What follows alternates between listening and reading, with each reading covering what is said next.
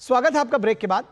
और बात करेंगे कि पवार के कांग्रेस में विलय की अटकलें लगाई जा रही हैं, आखिर क्यों? लोकसभा चुनाव के तीसरे चरण के बाद एनसीपी नेता शरद पवार ने एक बड़ा खुलासा किया है। दरअसल उन्होंने कुछ विचार व्यक्त किए हैं और उस विचार के क्या मायने हैं।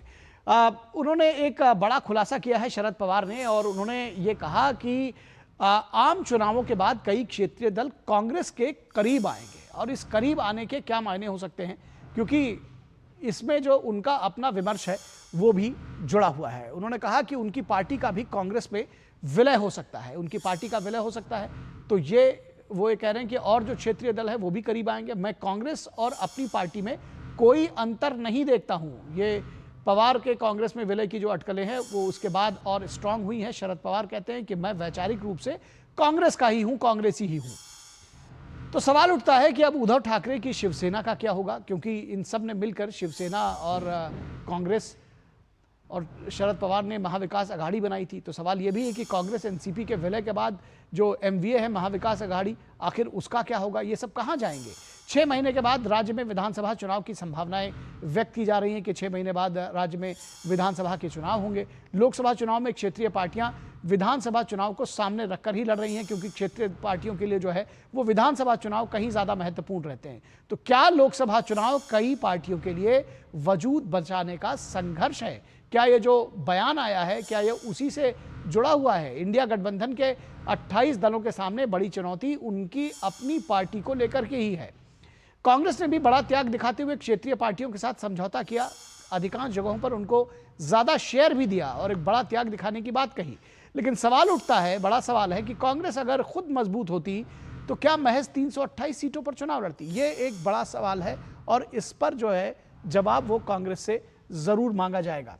और कांग्रेस के पूर्व नेता संजय निरुपम ने एक्स पर लिखा है, उन्होंने पोस्ट किया कि शरद पवार एक अरसे से अपनी पार्टी को कांग्रेस में विलीन करने की सोच रहे हैं। कांग्रेस ने भी कई बार उन्हें ऐसा ये प्रस्ताव दिया था, लेकिन उनकी बेटी को लेकर पेच फंसा।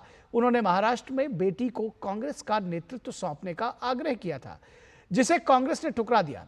अब हालात बदल गए हैं, उनकी पार्टी बिखर गई है। उनके ताजा बयान से लगता है कि बारामती उनके हाथ से फिसल सकती है, उन्हें इसकी आशंका है।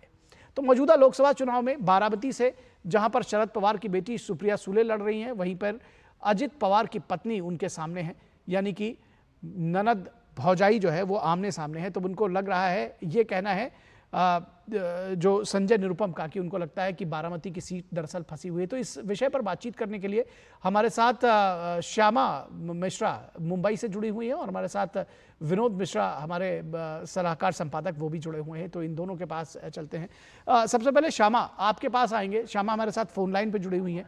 इस सियासत के क्या निहितार्थ निकाले जा रहे हैं महाराष्ट्र के सत्ता के गलियारों में?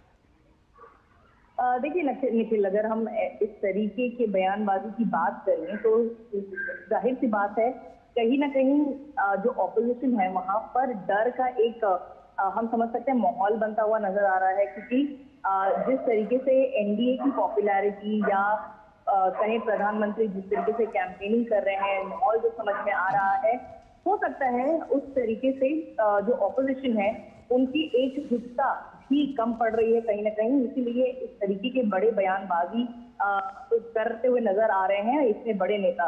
हम ये भी देख रहे हैं कि तीसरे चरण के मतदान में पुणे बारामती कह लीजिए, बारामती की जो सीट थी वो भी शामिल थी। तो एक ये भी एक फील आ चुका होगा उन्हें कि किस तरीके के मतदाता जो है वो बढ़ चढ़ कर उन्होंने किस तरफ उनका झुकाव रहा होगा। लेकिन हम अमूमन बात कर सकते हैं कि ऐसे कुछ ना कुछ संकेत आते हैं तभी ऐसी बयानबाजी। जी जी जी जी श्यामा, फिलहाल हम दर्शकों आपको सीधे लिए चलेंगे उत्तर प्रदेश के कन्नौज, जहां गृह मंत्री अमित शाह एक चुनावी सभा को संबोधित कर रहे हैं।